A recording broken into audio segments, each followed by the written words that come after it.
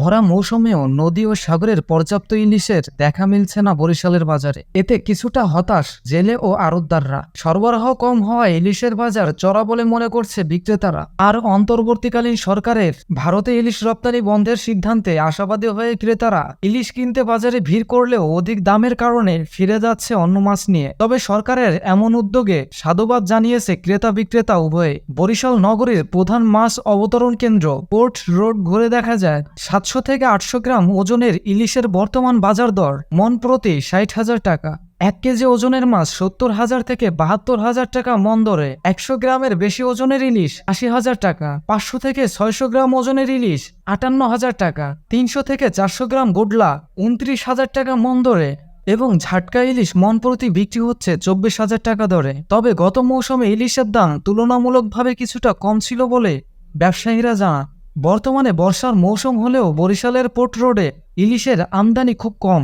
বলা যায় যেখানে স্বাভাবিক সিজনে 10 থেকে 20টি ট্রলার আসতো সেখানে এখন আসছে সর্বোচ্চ 5টি ট্রলার, যাতে সব মিলিয়ে আসছে 60 মনের মতো ইলিশ। আর এর কারণেই দামও অনেকটা বেশি, কেননা মাছটির প্রচুর চাহিদা থাকলেও সরবরাহ নেই। পোর্ট রোডের মেসার্স MR ফিশ আড়তের মালিক মোহাম্মদ নাসির বলেন, আমাদের স্টোর করা যে মাছ রয়েছে সেগুলোর দাম কিছুটা কম, তবে তাজা ইলিশের দাম অনেক বেশি। বর্তমানে 1 কেজি সাইজের ইলিশ 1,625 টাকা কেজি দরে, 1200 গ্রাম ওজনের ইলিশ কেজি প্রতি 1,750 টাকা দরে বিক্রি হচ্ছে। তিনি বলেন, নদীর ইলিশের দাম বেশি, সাগরের ইলিশের দাম কম, কারণ স্বাদে তফাৎ রয়েছে। পর্যাপ্ত ইলিশ ধরা পড়লে তো দাম কমবে, মাছ না থাকলে দাম কমার প্রশ্নই আসে না। তবে কালোবাজারিরা যদি অবৈধভাবে ইলিশ ভারতে পাচার না করে তাহলে দাম কমতে পারে। ভারতে ইলিশ রপ্তানি বন্ধ থাকলে দেশের নিম্ন শ্রেণীর মানুষরাও ইলিশ খেতে পারবে, কিন্তু সেজন্য নদী ও সাগরের ইলিশ ধরা পড়তে হবে পর্যাপ্ত।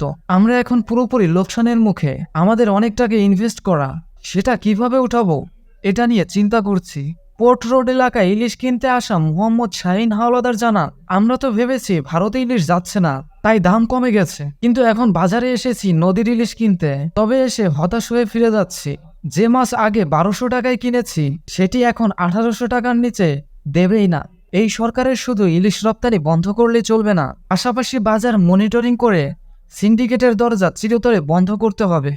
বরিশাল জেলা পোর্ট রোড মৎস্য আড়তদার অ্যাসোসিয়েশনের সদস্য ইয়ার হোসেন বলেন, গত 23 জুলাই ইলিশ শিকারে 65 দিনের নিষেধাজ্ঞা শেষ হয়েছে। এরপর প্রায় 1 মাস হতে চলল। জেলেরা নদী সমুদ্রে কাঙ্ক্ষিত ইলিশ পাচ্ছে না, তাই আড়তেও মাছ আসছে না। নদীর পানি দূষণ, বৈরী আবহাওয়ার কারণে মাছ আসছে না। তারপরেও আমরা আশা করছি বৃষ্টি আরো বাড়লে মাছ বাড়তে পারে। এখন যে পরিস্থিতি তাতে ব্যবসা বন্ধ করতে হবে। একটি ট্রলার সাগরে পাঠাতে 3 লাখ টাকা খরচ হয়, কিন্তু ট্রলার ফাঁকা আসছে, ইলিশ নেই। ব্যাংক ঋণ রয়েছে 65 থেকে 70 লাখ টাকার, স্থায়ীভাবেও ঋণ আছে। এখন ইলিশ ধরা না পড়লে আমাদের পালাতে হবে।